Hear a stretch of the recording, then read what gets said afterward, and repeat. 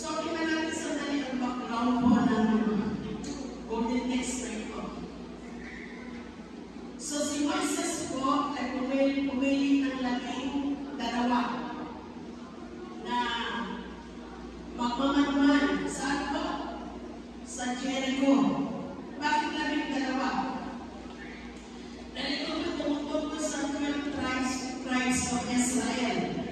Kasi 12 anak ni Jacob. Una kay Ruben ang pangalan sa puso na si Benjamin. Dahil si Joseph at Benjamin na magkapatid. So 12 po anak ni Jacob.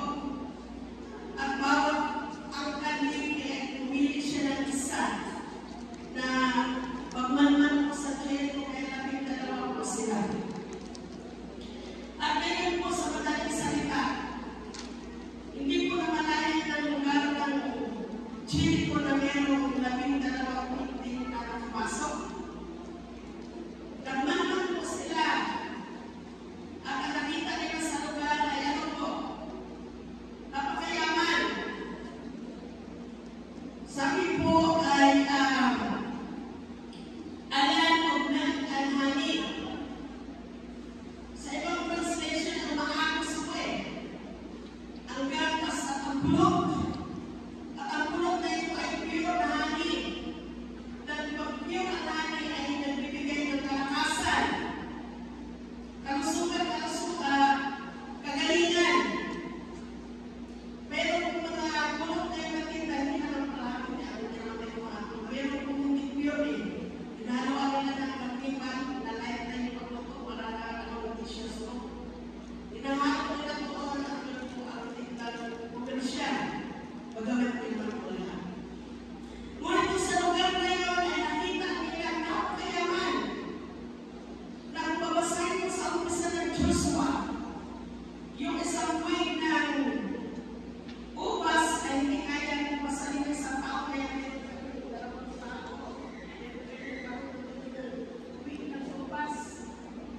Pero sa akin naman na yung isang kilo na ubas na kaya ko ang magbibigyo. Nandun yung granada, nandun yung lahat ng masustansyang prutas, mga maraming prutas. Lahat ay nandun po sa lugar na yun. Napakayaman at napakasagana. Subalit, may subalit. Sa pagkasagan ulit ang bata, ano ang nakita nila doon?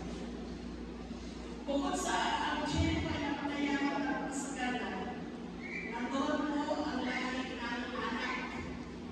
Ano ang ibig sabihin ng anak? Sabi ko ang galing ng Panginoon. Kapag ni Brother Christian yung salitang gulaya, nandun yung mga higati, nandun yung mga gulaya. Sa madaling salita, yung 12 ang nagmanuman, umuwi na. O sige, report, sabi ni Moises. Pero ang mga taong bayan na doon magtitingin, nauna yung 2. Sabi ni Joshua at Caleb, o yung ang ganda yaman, napakayaman, napakasagana, napakabagay ng tulog. Lusog na tayo, sabi ni Joshua at Caleb. Huwag na tayo magsaya ng oras na kasama natin si Yahweh. Take no church. Ang focus ng paligid ni Joshua at Caleb ay nasa Diyos. Nasa salita ng Diyos. Na kahit anong yaman, kahit anong kapangyarihan na meron ang Jericho. Hindi pa sila nakapunta ay pinagtagumpay pa sila sa salita ng Panginoon. Lusog na tayo katulad sa ilang oras. Siguro sa Torah. Sabi na sa po, naku naman, mayaman, masagana, nagtugay yun. Kaya yan, hindi natin sila kaya. Para tayo doon. Ano ba yung pinakain sa Tagalog? Yung parang ano ba yun? Sabi sa Tagalog, sa mga ko. Yung niluto. Naluto. Kasi ang pumunta kayo na ng buhay sa pinakakitaan ng Marites. Mas magkabay niya. Ay, gabay ko ka. Tinikman ko. 3 piraso sarap. Naluto. Sabi ng sabi ng Santo, hindi natin sila kaya. Para tayong mga gurong na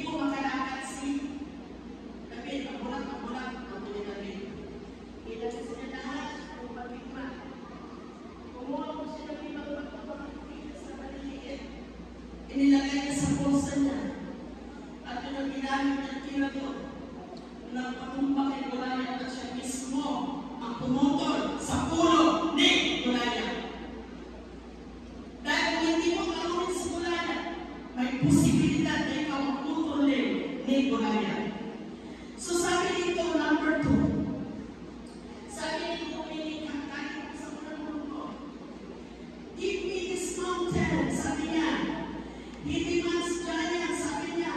Oo, bigay niyo sa akin ang bundok na ito. Umalis kayo dyan, umalis kayo, sabi niya sa mga mulat, sa mga ganti. Dahil ang lupang ito ay binigay mo sa akin ni Yahweh. Ipinangako mo sa akin ni Yahweh, kaya umalis kayo mga ganti sa lugar na ito. Dahil ang lugar na ito, ang bundok na ito, ay pag-aari ko. So, ano kung ibig ko sabihin?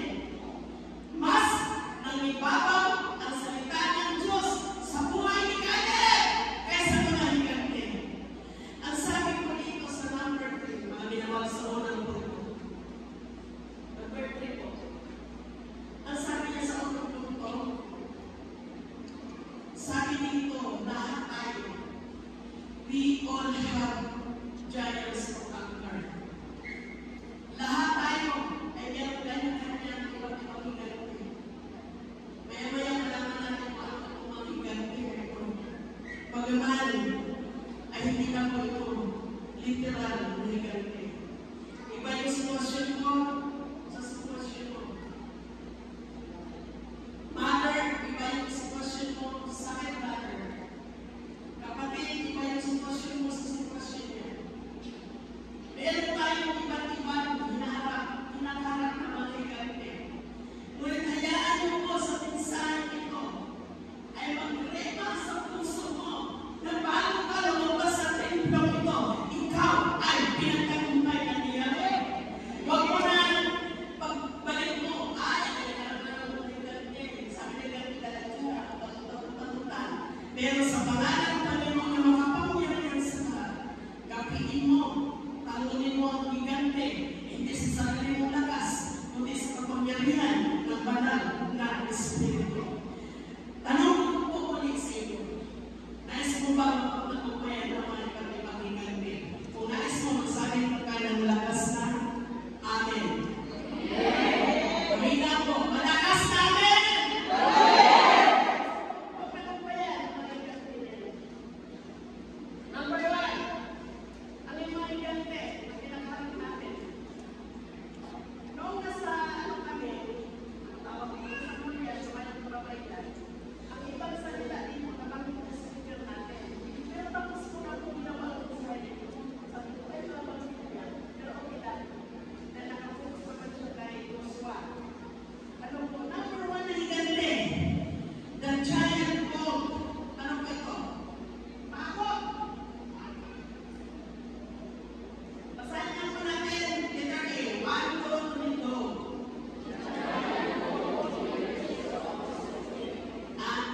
Ang sabi po dito ng giant goat, fear is the opposite of faith. Ang takot ay kabaliktaran ng pananampalataya. Ito po yung higante na minsan kasi ang tao. Kinakatakutan mo yung bagay na wala naman. Hindi pa ako pinalak magala ko, panagat anak ko, karing anak ko, unya-unya ko. Kinakatakutan mo yung isang bagay na hindi naman mangyayari. Nabagay ko po sa inyo mga minamahal ko kung nag-vision tayo sa Mindoro. First time na makasama ko ang kami celebrate ng sunrise. Ibig sabihin, muli ko kamoy ng Marcos na tabi-tagat sa napasarap na sa lubog. So doon na kami nagkawain. Madilim-dilim pa, bakit sumikat yung araw. At doon na kami nag-almusal. Tabi-tagat. So, nabagay ko doon si Maria. Mga babae, kung si Jesus ay namatay sa kung sabi, sino? Sa ako natin magulong ba ito? Sino? Ang kaya ko rin nila. Unang pagdating po nila sa libingan, malaking buwan nila. Naigulong na yun, bato. Pero mga pinakakakutan ng kapatid, totoo na po sa totoo na. Ilang tao? Minsan, dami natin pinakakakutan. Dami natin pinakakakutan. Lalo kung may naramdaman ng ibang pagkakakutan. Bakit kung sa ganun, at ibang pagkakakutan. Meron ka bang pinakakakutan? In the name of Jesus, ay pinapaalis na ang Espiritu ng tao. Kasi kabalik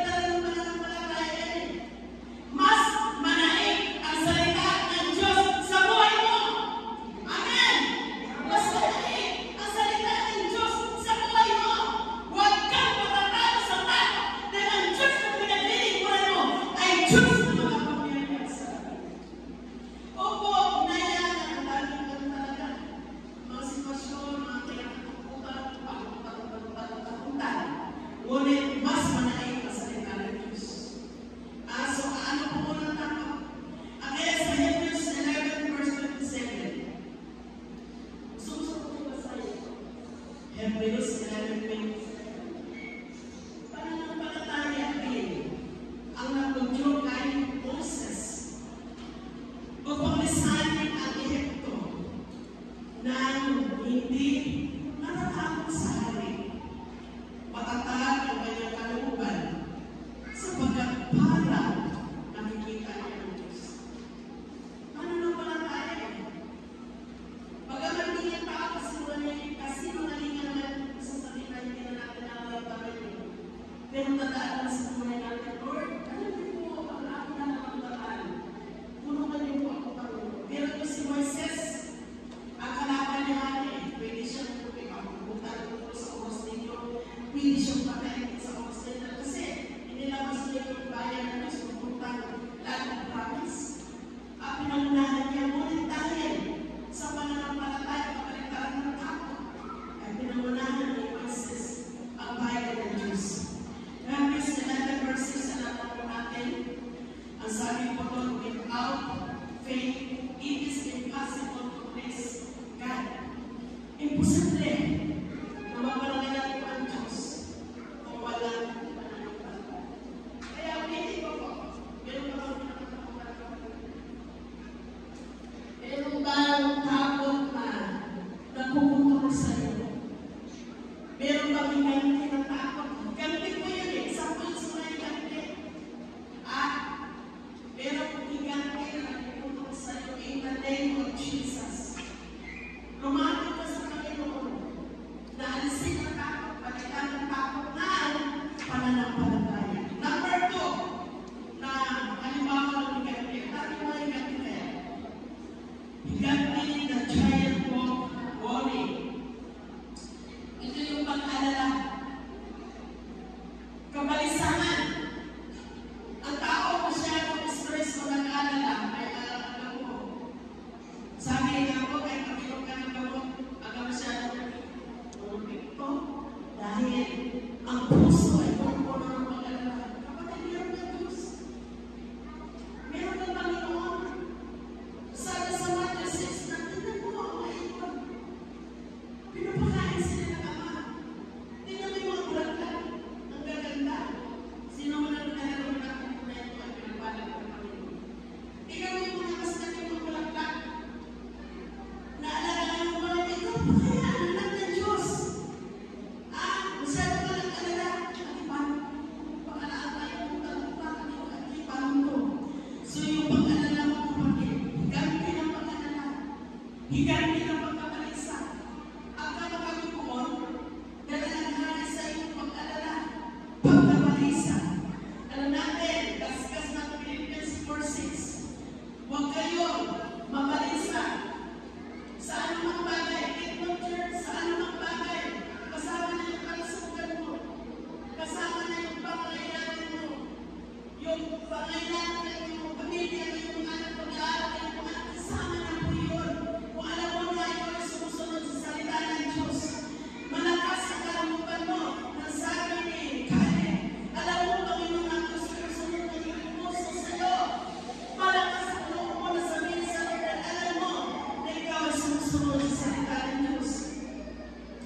Sabi niya, huwag kang mamalisa sa anumang bagay sa halip ay sintatakot ay hindi ninyo sa Diyos. Ang lahat ng kailangan ninyo sa pamagitan ng panalangin may pasasalamat. Magpasalamat ka na at ang hindi malirik na kapayapaan ng Diyos ang maghahal sa ating puso. Di ba pag yan, punong-puno ka ng pag-alala, di ka masyadong katulong, magmakawin ka na isip, bawal. Pagkatulong ka ng kunting isip, alaala na naman ang ibang pagtalutan ko. Kaya, pangalawang higanti ay higanti ng pagkabalisa. Higanti ng pag-alala. So, dapat ano natin ito, matalo natin ito, in Jesus' name. Dahil hindi mo talunin ang higanti ng pag-alala, ikaw ang matalunin. Maniwala ko kayo. Ikaw ang matalunin. Ano yung unang higanti? Higanti ng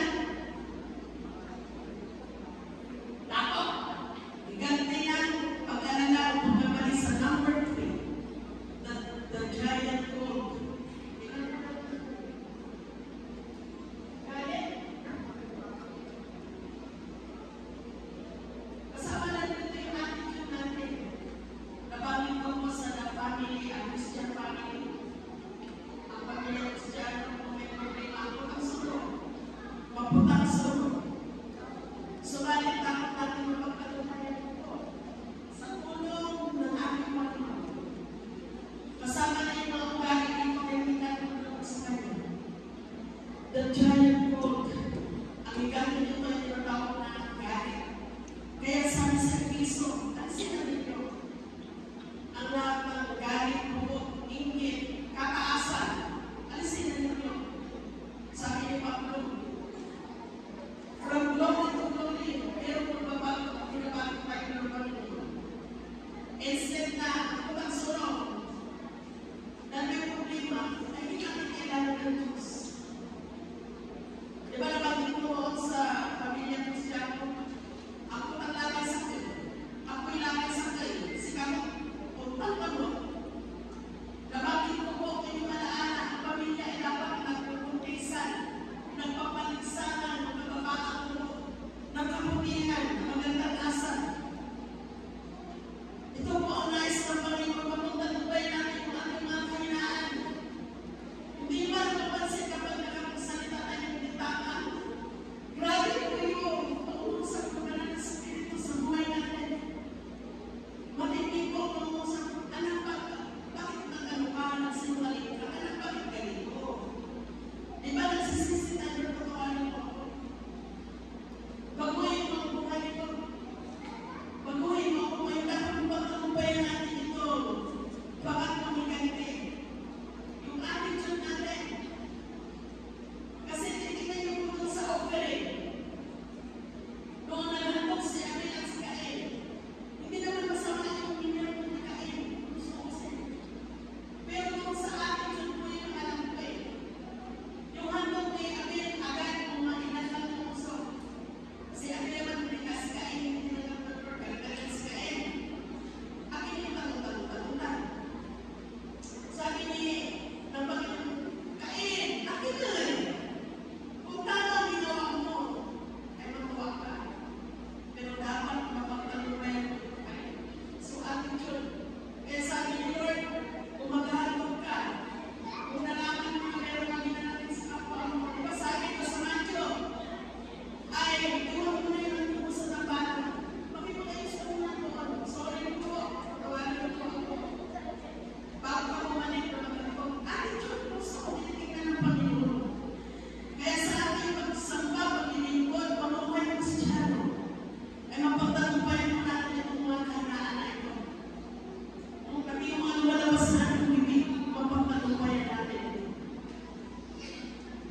Isa pang higanti. The third thing. Ano po mga higanti dito? The giant gold. Temptation is an enemy of success. Higanti ng mga tukso sa mga pupunta harapan likod, saan ego, nandun po yung tukso. Na wala tayo sa mga planeta ginawa ng Diyos. Martagin ka kaya, wala. Subalit, ang daming higanti ng mga tukso. Muli po na bakit natin hindi totoo at kailanman. Yung tukso na yun ako, hindi totoo yung ikaw. Ang mabayo sa tukso. Nandiyan si Bala ko yung mga tukso. Sabi ng iba, Taki, dugo na binay kuya. Ako yan ay ikaw hindi ko naniniwala ko. Because greater is si Jesus that is in us than he that is in the world. Alam mo kaugihin ko ang gumagod niya, hindi ko naniniwala ko. Mas makapangyarihan ng Diyos na magnababago sa buhay ng tao na magtagumpay natin yung tukso. Yung tukso ng laman, kita ng laman. Mapagtagumpayan natin yan sa tulong ng ating Panginoon. Lalaki tayo, Lord. Kaya talaga ito. Lord, kaya piniligay ko pa sa inyo, Lord. No, nagkakaroon tayo ng nalatakot sa Diyos. Kasi kung biglang lumagay ng Panginoon, at ang paano ang tao, at ang mga higanti na ito, di pa natin ang pagtagumpayan.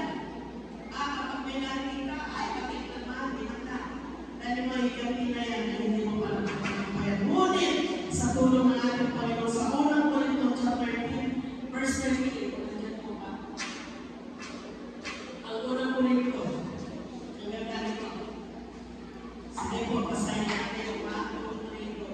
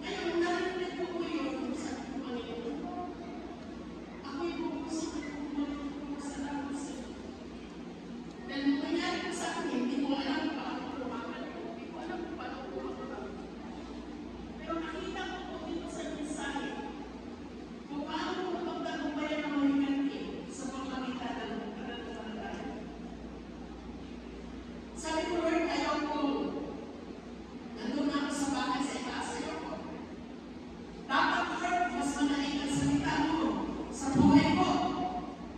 Dahil kung ang vision na nakaraan, niisip ko, kasi pagdating sa Batangas, sasakyan sa buko yun, sasakyan sa buko. Ano yung mga pasayos yung may akin na sa itaas, sa pangalang pangatlo. Sabi ko, Lord, kakayanin ko ba ang umakyat? Pero Lord, sa tulong Panginoon, sa tulong mo, kakayanin ko po sa tulong mo. Kaya nakita ko, bakit kahapon ko, medyo na po na ako tayo sa mga kasikas ko. Sa tulong ng ating Panginoon, nakita ko po pala tayo hindi pagyabang at hindi tayo maging mayabang. Kundi kung pananampalataya. Amen! Kasi sabi ko, Lord, nananampalataya po ako na ako'y binigyan mo sa dati kong karakasan for your glory, Lord. Sa ikalalahati na kabanal-banal ang pangalan mo, nakatulad ni Caleb.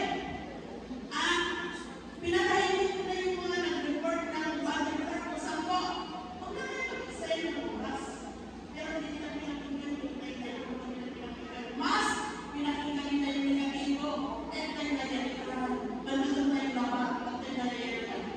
Pinakinggan nila yung bodyguard na yun. So saan sila kung paano lakas? Paano sila nagkaroon ng pananampalataya? Saan ang Panginoon? Pananampalataya sa ating Panginoon. Number one, faith will give you strength to conquer. Pangalawa po dito sa pangalawang punto. Sabi dito, paano nila nilabanan ang mga ikanti. Number two, sabi dito, the Lord's strength would take the place of His weakness. Ang lakas ng Panginoon sa kanyang kailangan. No? Dahil kasi kung sa sarili natin, hindi natin ang ating kalakasan sa ating kaya, Lord, alam niyo po ang ating kalagayan. Ang aking kahinaan ay papalitan ng kalakasan ng Panginoon. Kaya meron po tayong kanta na natin, the Lord is my strength. Ano po? Sabi niya, sa ating kahinaan, Panginoon, ikaw po ang magbibigay sa akin ng kalakasan. The Lord's strength will take the place of His weakness. Yung ating kahinaan ay papalitan ng kalakasan ng ating Panginoon. Tayo po ay nalapit sa Kanya. Dahil ito yung higante. Sabi ng higante, mag-uungkapan. Kaya kalapang galaw, mag-uungkapan. Subalit, mas manahin ang salita ng Diyos. Dahil sa kanyang mga sukat sa krus ng Kalbaryo. Dahil sa kanyang mga latay sa krus ng Kalbaryo. Tayo po ay pinagaling ng ating Panginoon. Sa pangalawang punto, number 2, sabi dito, the Lord, He was bigger than any giant. Alam natin, matagal kali, na ang Panginoon ay pinakamalaki, pinakamakapangyarihan higit sa lahat ng mga gantilan ko. Kasi, kapatid, magulang, pinamahal. Sa puso mo, alam mo na walang higit sa Panginoon. Alam mo sa puso mo na walang higante na higit sa Panginoon.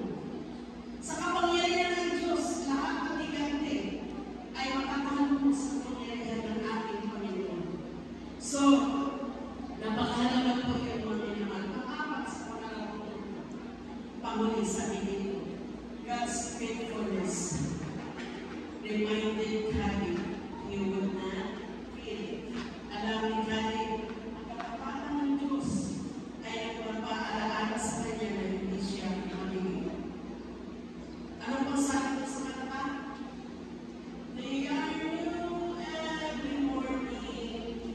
New every morning. Great is thy faithfulness.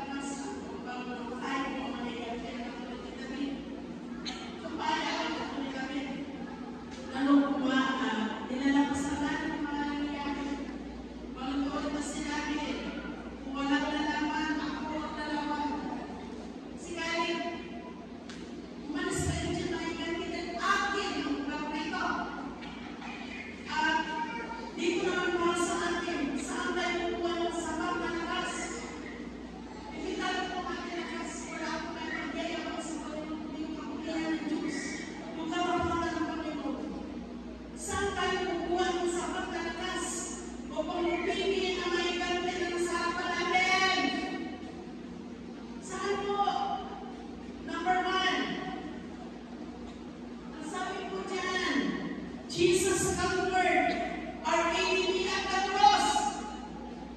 Ang sabi po, nilupig na ni Jesus, tapos na. Hindi sabi, nilupigin ni Jesus, hindi po, pastors na po. Ang sabi, nilupig na ni Jesus, ang ating kaaway saan? Sa cross, ang Kalbaryo. Sabi lang po sa kanta, at the cross, at the cross. Kung sa cross, kung sa cross. Hindi naman tayo niligtas ng Panginoon, hindi tayo nagtagumpay.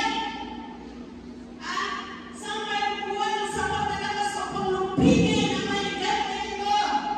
Ang takot, ang pag-alala, ng aburito, ang ganito ganyan, magkakaot ng damin. Saan tayo kuha ng sapat na lakas? Ang isa nito sa cross ng Kalbaryo. Jesus conquered our enemy at the cross. 2,000 years ago, sa cross ng Kalbaryo. Kaya meron pong kapangyarihan nung si Jesus ay namatay sa cross ng Kalbaryo. At ang sabi sa unang Korinto 15 verse 55, "O death, where is your victory?" O kamatayan, nasaan yung katupayan? Kasi nung namatay si Jesus Christ, ng 3 araw ay nanulog. Manulog si Gabriel, takupay ako sa balasa. Pero, nagkamali siya. Sa 3 araw, si Jesus ay muling nabuhay. Upang ikaw na nananampalataya sa Panginoon ay mayroong pag-asa. Merong blessed mo, merong dakila, pag-asa. Nung si Jesus ay nabuhay muli sa krus ng Kalbaryo. Hallelujah. Bigyan ako natin ang tabis na palang pagpapagawa. Dahil siya ay namatay sa krus ng Kalbaryo na muling nabuhay. Dahil ikaw ay nagkaroon namin ang kapuluhan ng pagpapagawa pag-asa sa ating Panginoon. Yes, okay. Muli po mamapakita mo sa nilang ito, God is bigger than all our, sabi nito, fear, lahat ng takot, ay mas malaki ang Diyos na ating pinagpilingkuran.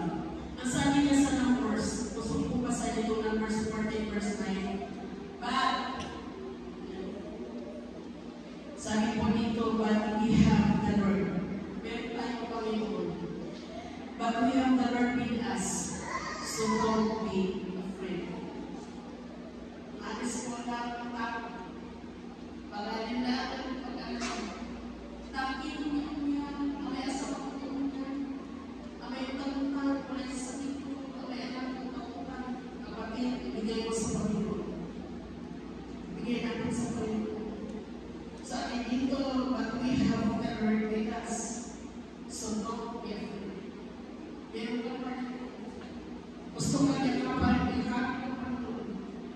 Gusto niya padama sa iyo ang kanyang pag-ibig. God is bigger than all. Yan ang takot natin. Pinangangabahan natin ay mas malaki ng Diyos. At panguli ko, at tagumpay, victory awaits all who surrender completely to Him. Ang tagumpay ay naghihintay sa lahat ng naganap na sumukong sa Kanya. Kapag sinukong natin ang buong ating buhay sa Panginoon, yes, Lord, ay mapagtagumpayan po natin ang lahat ng ikantin. Sa ating puro pagtatapos sa umaga, overcoming guys, pagtagumpayan po, pagtagumpayan guys po, ay mananako ng mga ikantin. Ikaw ang sumukong ng ikantin. Ano mang ikantin ito, takot, pag-alala, mga ugali na ikantin po sa Diyos. Lahat po ito, sabi dito, ay tagumpay lahat sa ikantin. Pag wala kapatid, ano po yung masarap ano? The name of Jesus. Sa puno at tulong niya yung balat sa puno, tagumpay natin ang ikantin. Kapag ulit tayo, ang sa puno niya. Magiging po sa ating umalis na dyan ang ikantin sa ating alawan. Ibinigay sa ating ikantin ang lupain ito. siya po ay pinagtagumpay. Alam niyo po saan magkatapos? Dahil kay Kalib at kay Joshua na kung puso sumunod sa Panginoon, yung lagi lang nila, yung mga anak nila na hindi na nakapasok sa makurpangan, ngunit yung lagi ng masampoy, wala na. Dahil sa kanila, reklamo ito, reklamo doon, takot doon, ay hindi po sila nakapasok sa lumpang mga. So lahat tayo ay may mga pag-iganti na nasa ating mga pala. Ulitin po natin, iganti ng takot, iganti ng pagkabalisa, iganti ng puso. Pagpagtagumpay natin ang ating puso sa tulong ng ating Panginoon. Iba-iba ang pagsubok. Minsan, yung mga anak ang gagawin. Madalas ang nangyayari, kung mayroong pagsubok, mas maraming pagsubok.